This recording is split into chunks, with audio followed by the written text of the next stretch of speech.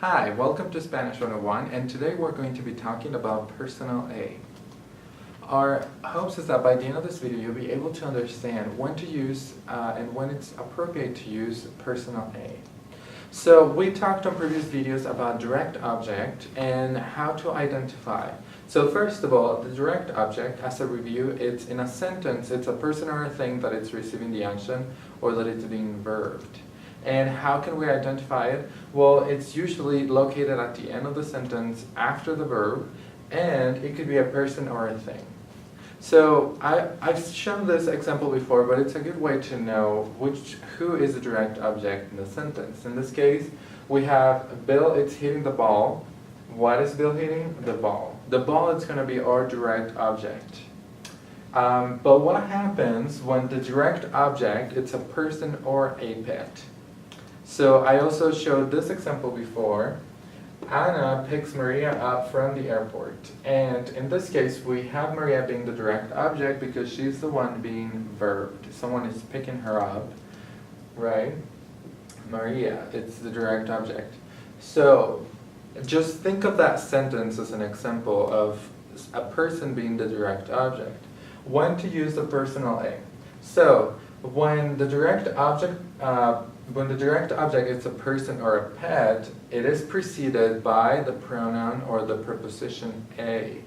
So whenever you have in your sentence, or if you're talking about someone, if a person or a pet, it's the direct object, you're always going to be needing the personal a in your sentence. There's not an English equivalent, as you can see here. Jose llama a María. Jose calls Maria. In this sentence, Maria is receiving the action in this sentence, and as you can see, we have a personal A right here, but in English we don't because there's no equivalent for that. So as long as the direct object it's a person, you're always going to need a personal A. Another example could be in talking about a pet. When the direct object is a domesticated animal or a pet, we're going to also use the personal A. In this case, Jose llama a su gato. Jose calls his cat. So we know that Jose has a little cat, and it's a domesticated animal. There is some sort of relation attachment to that cat. When that happens, we're always going to use a personal A. And notice how in English, we don't have any type of preposition. We don't say Jose calls to his cat because that will be incorrect. But in Spanish, it's required for you to use the personal A. But now, let's talk about when not to use the personal A.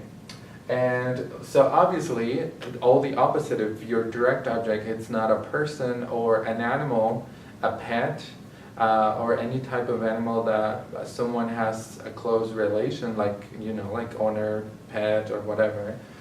That's when you're not going to use it. For example, Tomás come el taco. So the taco is a direct object, and since it's not a person, then we're not going to use personal A.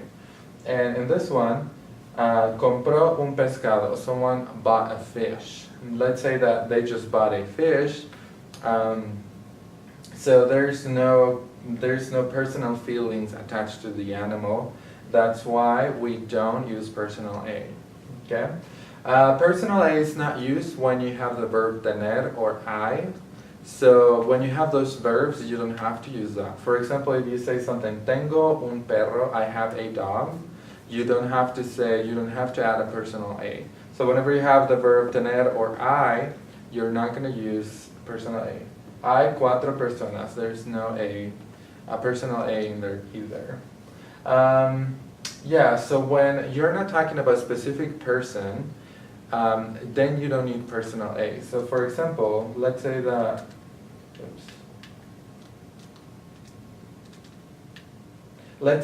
you were looking for a doctor. So here you'd say, necesito un doctor. You don't need to say, I need a doctor, even though you're talking about a specific person. Since it's an indefinite, you don't care what doctor, as long as you have one doctor available. So that's why you don't need a personal A. I need a doctor, I need a secretary, etc. since you don't have a specific person in mind, it's an indefinite person, then you don't need personal A. And so that's pretty much.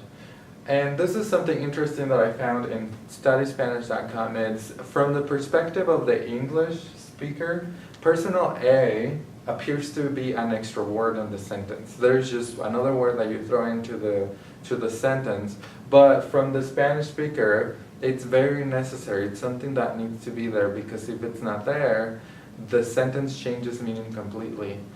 So also, as a word of caution, atención, you have to know that don't confuse the personal A with the following A's, the other prepositions that we talked about. Don't confuse personal A with the preposition to that it's used with the verb ir. For example, yo voy a comprar. So I'm going to shop. So don't confuse personal A with this A, because they're different. Ir, it's always going to be accompanied by an A, and that's just because that's the grammar structure of the verb ir. So don't confuse those two. And also, don't confuse this with some verbs. Some verbs ask for you to write an A right next to it. For example, aprender a.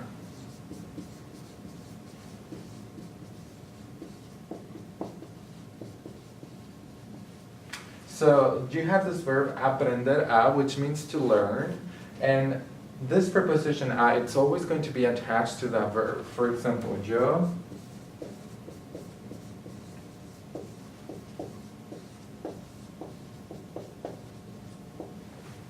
aprendo a bailar. I learn how to dance, or I learn how to dance. So in this case, the preposition a, it's going to be attached to the verb. So and there are going to be several verbs that have an A, and that preposition needs to be attached to those. And I have a video that talks about those verbs, but just keep that in mind. So again, personal A, it's only used when the direct object on a sentence, it's a person or a pet. If it doesn't meet any of those requirements, then it's not going to be a personal A, or you don't need a personal A. So now let's do a quick practice. So what I have here, I have a few sentences that it is required for you to add a personal A based on who is the direct object.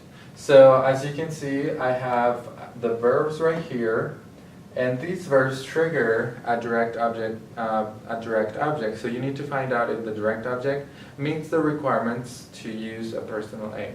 So if we do the first one together, veo, so Carolina, so we're looking at Carolina, or we're watching Carolina, so therefore Carolina is going to be our direct object, and it's a person, therefore we're going to use personal A.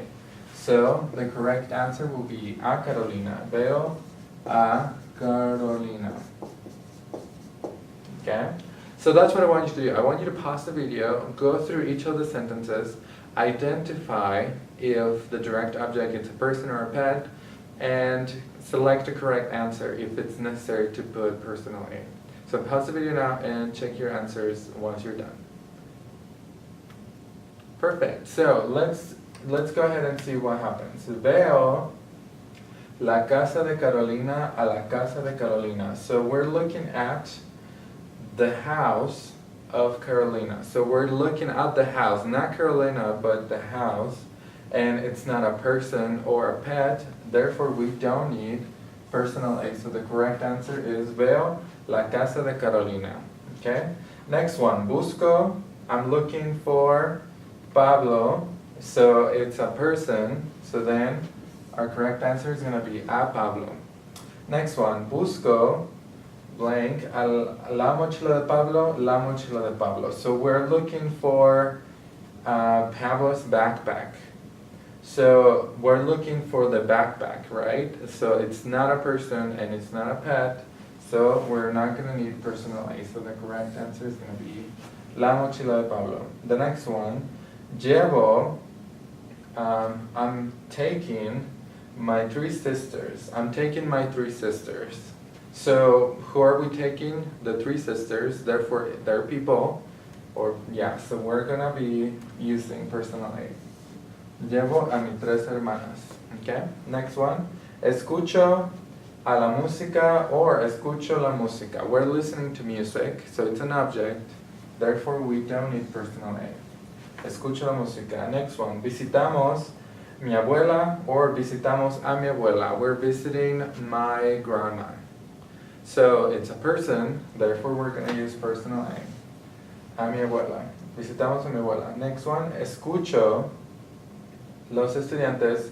Escucho a los estudiantes. Are we talking about people? We're listening to the students. Yes, we're talking about the students. So we're going to need personal A. Okay, perfect. So I hope this video was useful for you to know when to use personal A. And like I said, personal A is going to be a very important part of constructing sentences using direct object pronouns, especially when they're people or pets. So I hope this was useful and thank you for watching.